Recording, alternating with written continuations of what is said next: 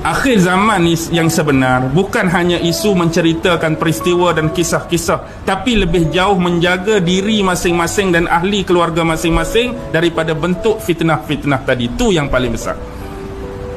Tuan-tuan jaga diri tuan-tuan, jaga isteri, jaga anak-anak. Saya pun jaga diri saya, jaga isteri, jaga anak-anak daripada sebarang bentuk fitnah.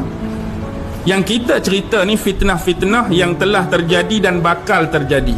Bukan nak sangat cerita benda tu, tetapi nak dijadikan sebagai pengetahuan dan benteng, takut kita terkena dan terjebak dengan fitnah. Tu saja. Dia bukan kadang suka-suka, tak ada kerja lain ke nak cerita fitnah, fitnah, fitnah, dajjal, dajjal, dajjal, akhir zaman, akhir zaman, akhir zaman. Suka ke kita? No. Bukan suka-suka nak cerita.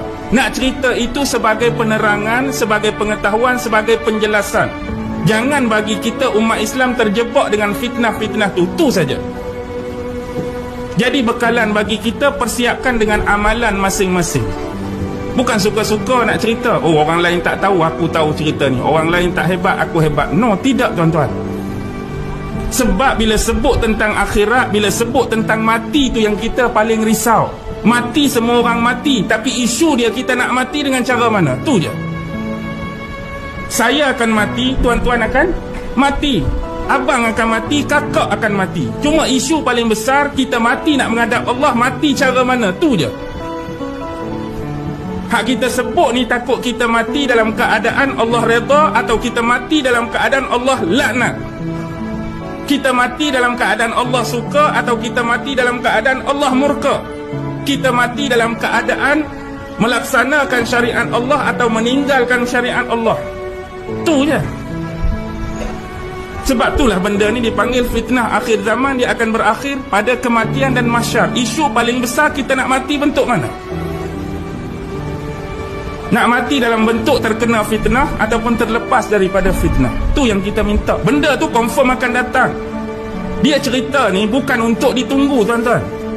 Mudah kadang-kadang orang silap faham. Bila Nabi cerita ni bukan kita nak tunggu, bila Imam Mahdi nak mai. Bukan kerja kita tunggu tu. Bila Nabi Isa nak turun, bukan kerja kita. Dia akan mai tak? Dia akan mai bila-bila masa yang ditentukan oleh Allah, dia mai. Bukan kerja kita tunggu. Kadang-kadang tunggu punya tunggu, kita mati dia tak mai-mai lagi. Betul. Nak Imam Mahdi tak keluar, kita mati dah. Sebab tunggu punya pasal.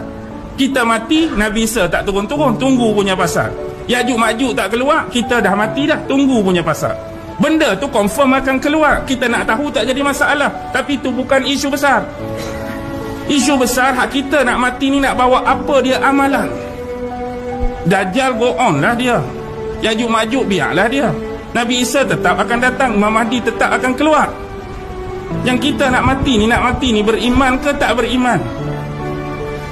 Allah redha ke Allah murka? Allah suka ke Allah tak suka? Tu persoalan paling besar. Boleh faham ke tak ni? Jangan angguk saja. InsyaAllah. Saya berpesan ni, nombor satu bukan tuan-tuan, diri saya. Cakap ni, saya pesan sangat-sangat agar apa yang saya sebut ni dapat saya amalkan, dapat saya praktikalitikan dalam hidup saya bersama ahli keluarga dan bersama masyarakat seperti tuan-tuan. Dan saya juga mendoakan kita semua sentiasa dalam peliharaan dan jagaan Allah. Moga Allah jaga kita, memperbaiki amal kita, memperbaiki kehidupan kita, selamat dunia akhirat. Mudah-mudahan. Itu yang kita nak pun. Benda yang bakal berlaku pasti akan berlaku. Itu adalah ujian, musibah daripada Allah Subhanahu Wa Taala sebagai bentuk ujian bagi manusia. Bila Quran sebut, bila Nabi sebut, confirm benda akan jadi. Wallahu alam bila, itu dia cerita. Bukan nak menunggu-nunggu, bukan nak meramal-ramal, bukan nak mengagak-agak, bukan nak mengandai-andai. Yang jadi akan tetap terjadi.